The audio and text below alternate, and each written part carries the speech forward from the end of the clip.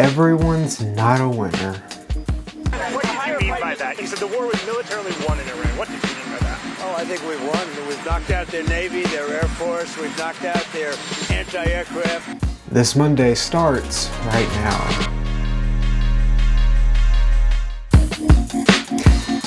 Welcome to the show. Happy March Madness, which means right now millions of people are staring at brackets like they just got their heart broken like a PDF.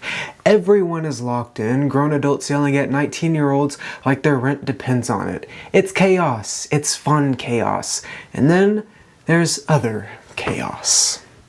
We're in very good shape, but we want to be in the best shape. The billions of dollars of damage to oil and gas facilities in the Middle East. What Israel's Prime Minister is now saying, accused of dragging the US into this war. Many Americans are asking that question, whether you misled their government into starting this war. The one where Donald Trump got himself in a war with Iran and didn't exactly send it out through a group chat first. Apparently, allies like Japan were supposed to find out the same way we all do, through vibes. We are now weeks into this thing and oil prices are going up, missiles are going back and forth, and Pete Hegseth is asking for $200 billion, like he's at Target and he forgot his list. This morning, 3 weeks into President Trump's war with Iran, the Pentagon now preparing to ask Congress for an additional $200 billion to fund the fight. And Secretary Hegseth says they might need even more. $200 billion. That's not a budget. That is a cry for help. And while all of this is happening, Trump made a new friend. He met with Japan's prime minister to try and smooth things over, and I'll let you decide how things went. Very hard. And we didn't tell anybody about it because we wanted surprise. Who knows better about surprise than Japan? Okay? Why didn't you tell me about Pearl Harbor? Okay? Right? You know.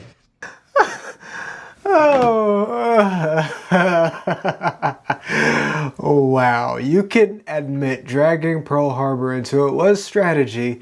Not sure about a good one, but definitely a bold one. And as I would love to sit here and break all of this down perfectly, I'm sick. Like, actually sick, which is appropriate because right now everything feels infected. The world is tense, markets are nervous, and I can't breathe out of my left nostril. So we're all struggling in different ways, but people are still watching games, cheering, yelling, and completely locked in. Because I don't blame them, because one has a scoreboard and the other has the Strait of Hormuz. And right now, only one of those makes sense. So here's what changed.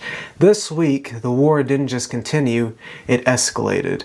Strikes started hitting energy, not a warning or a threat, actual targets, which is a very specific choice because when you hit energy, you are hitting everyone connected to it, not just a country.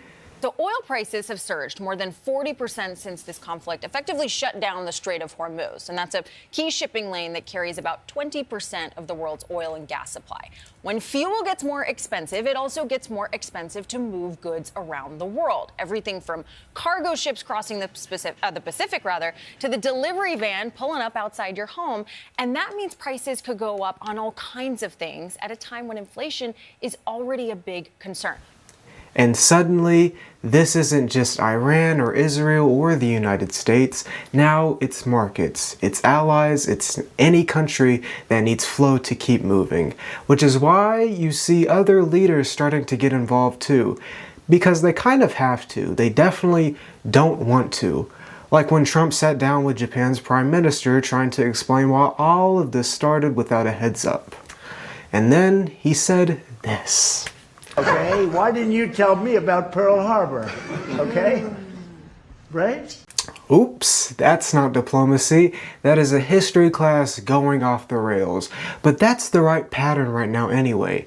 Big decisions, fast moves, and everyone trying to catch up. So at this point, what's the plan? We asked for $200 billion, we met with the Prime Minister of Japan, we go back and forth with the press about deploying troops to Iran. What is the real plan? Right now, it feels like we are just adding more. More strikes, more responses, more statements that sound like they were written 5 minutes after coffee. And then going back to the Strait of Hormuz, Trump just says, it'll open up itself again. You said opening the Strait of Hormuz is a simple military maneuver. Very simple. Yeah, but what did you mean by that? It's a simple military maneuver.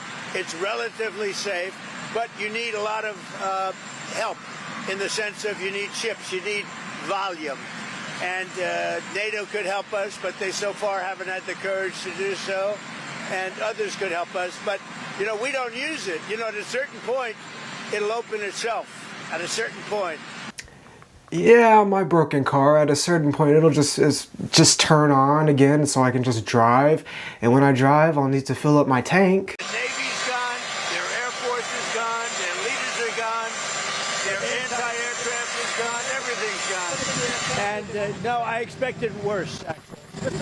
I really thought that oil prices would go much higher when I did this. We just set every record in the book with Dow, with the S&P. Dow hit 50,000, S&P hit 8,000, 7,000, and at levels, at speed like nobody's ever seen before. But I said I have to go off of that path and I have to take a little journey. We have to get these, and he would agree, but he's not going to say it. Oh, okay, so why am I getting pulled into all of this? Here is your answer. Because it'll keep getting bigger. We don't have a decision based off of the decisions that they make for us. And that part most of us don't realize. You'll hear no one talking about how this will end, but you will hear people talking about what they did next. Which is great if you're playing a game of basketball, less great when it's about foreign policy. Because in March Madness, someone eventually wins. This, still looking for the rules. That's this week's episode. Here are the things that mattered this week. We had one man who was very ill. It looked like he wasn't going to make it. I don't know. I won't mention his name. Congressman Neil Dunn of Florida had some real health challenges, and it was very serious, and had a pretty grim diagnosis. They would be apt to go home and retire. And What was the diagnosis? It was, I think it was a terminal diagnosis. He would be dead by June. Okay, that wasn't public, but yeah, okay, that's, That it was grim.